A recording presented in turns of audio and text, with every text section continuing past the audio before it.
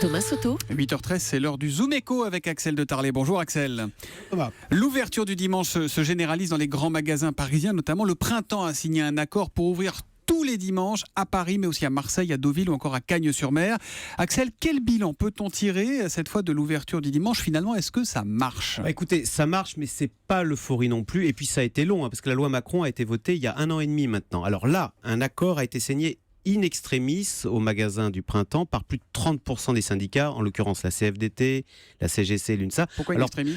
Parce qu'en fait les syndicats ont signé juste avant que la loi ne change, parce que figurez-vous que la loi El Khomri durcit les conditions d'un accord sur le travail du dimanche qui devra désormais être validé par 50% des syndicats alors que c'était 30% auparavant. Donc désormais, quoi qu'il en soit, le Printemps du boulevard Haussmann pourra ouvrir tous les dimanches. Tous les dimanches. Voilà, comme le BHV, comme les Galeries Lafayette, comme le Bon Marché. Mais vous remarquez qu'à la FNAC, aucun accord n'a été trouvé. Non, est-ce que ça reste sur la base du volontariat comme ça avait été promis? Alors bien sûr, c'est sur la base du volontariat, c'est payé double, il y a 60 € pour faire garder les enfants, mais certains craignent à terme de perdre leur vie de famille.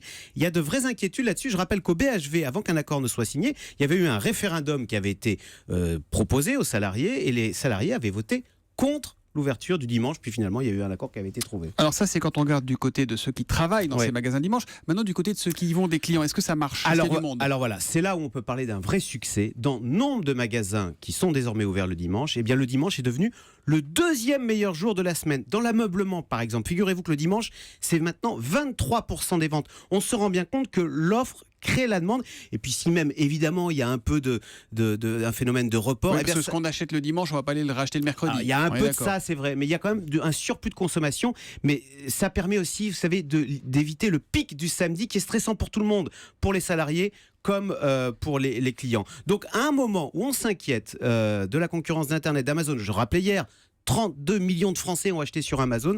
Eh ben écoutez, il faut aussi donner aux grandes enseignes la possibilité de se battre avec des armes comparables. Et puis c'est aussi une question de faire vivre les territoires, nos centres-villes qui sont parfois déserts. À Paris, les touristes sont quand même très surpris de voir que tout est fermé le dimanche. Eh bien justement, ça change. Et dès lors que ça reste sur la base du volontariat, écoutez, c'est plutôt une bonne chose. Et ben voilà pour ce bilan de l'ouverture du dimanche avec Axel de Tarlet qu'on retrouve désormais tous les matins pour le Zoom Éco après le journal de 8h. À demain Axel. À demain.